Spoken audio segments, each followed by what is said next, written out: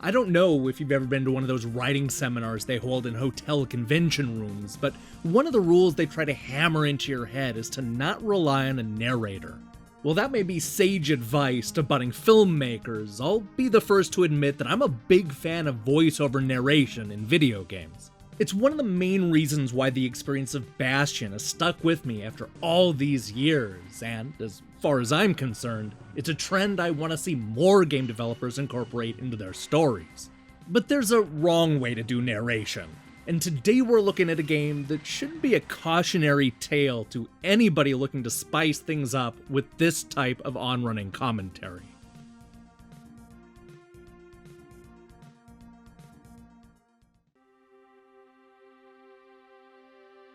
For a straightforward action game, Icey is a little hard to explain.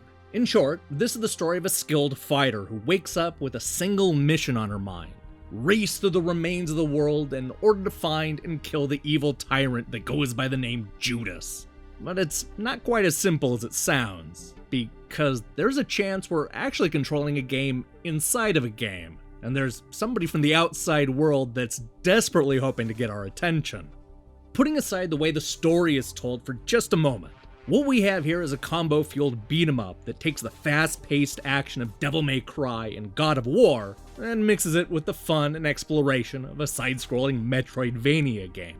This is the kind of game where you actually look forward to getting into locked rooms full of bad guys to beat up, because our sword-wielding hero Icey has a staggering amount of attacks that she can unleash, as well as dramatic finishing moves that'll make you feel like a badass each and every time. This is a game that makes a lot of smart decisions right from the very start. For example, we're given a dash move early on that'll allow Icey to literally glide through the air for as long as she wants. This is both a great way to fly up to hard-to-reach ledges, as well as just get around from room to room. Icey is a dream to control, both when she's exploring the surroundings and getting into massive brawls with robots. This is one of the best playing beat-em-ups I've played this year. Now, what sets this game apart is the way that Icey tells its story. This is one of those games where there's a narrator constantly telling you what's going on. He'll chime in when you enter a new area. The elevator begins to rise, and Icey is surrounded by monsters. They, however, are not her true enemy. Guide you to the next objective. Icey follows the arrow, getting closer to the main gates of Ultimopolis. And remind you that the mission is to defeat Judas. It seems as if everyone has been wiped out. The culprit? Most likely Judas. He'll also tell you to follow the arrows. A lot. In fact, there were times when that's all he would do. What Icey must remember is that she must always follow the arrow. Otherwise, she will be lost. Icey decides to head deeper into town, not hesitating to follow the arrow. Icey ignores the warehouse in the distance and continues to follow the arrow.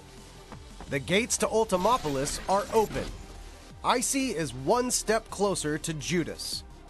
All she needs to do is continue following the arrow.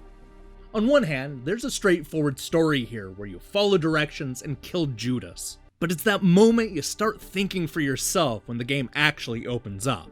Disobeying orders will not only frustrate the vocal narrator, but it'll also allow Icey to uncover valuable information that will reveal the truth.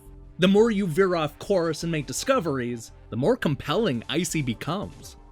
This is a game about perception, and I love the way this game toys with that theme in both subtle and obvious ways. You end up revisiting the same locations over and over, and sometimes it'll be as if you're stuck in an old arcade cabinet from the 1980s. The game plays with your expectations, even going as far as to pretend to crash and then not start up properly. Hell, you don't even have to start the game if you don't want to. If you don't hold the triangle button to wake up Icey, the poor narrator will start rambling on about Inception before eventually restarting the executable. You wouldn't even wake up if there was an earthquake. Lazy. I love how meta all this is. Sure, there are a few too many pop culture references for my liking, but I like the way it tears apart convention and goads you into following directions. And because of the way the story is laid out, I found that I actually had more fun going through it a second time and purposely disobeying the narrator's wishes. There's really a lot to find under the surface, and I think the game ends up making a profound point. There's just one problem.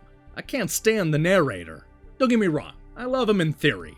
There are times when the commentary actually adds a lot of value to each situation, and I certainly wouldn't want to play without him around.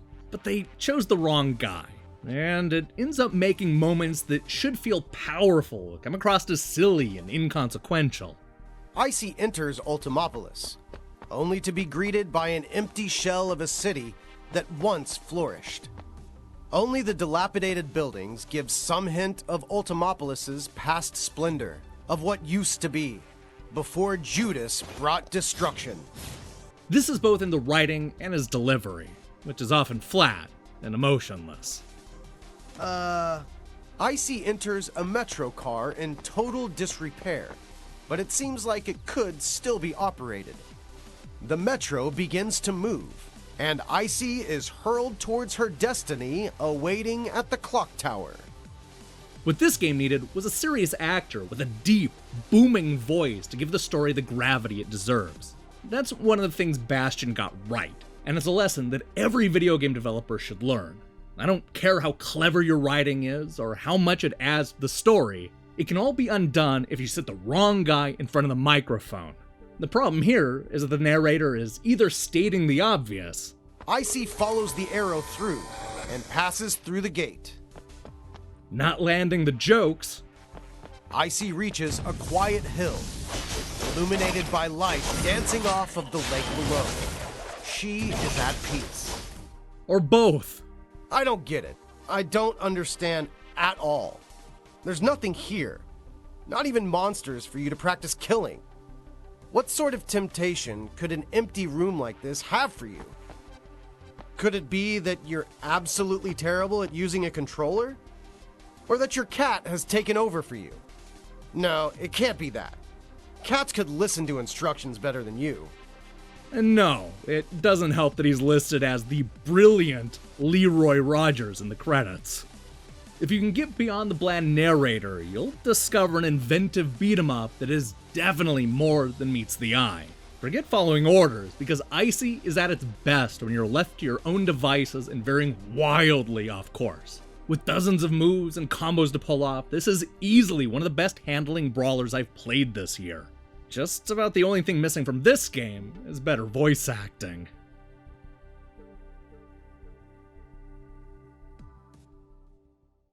Hey, thanks for watching our review.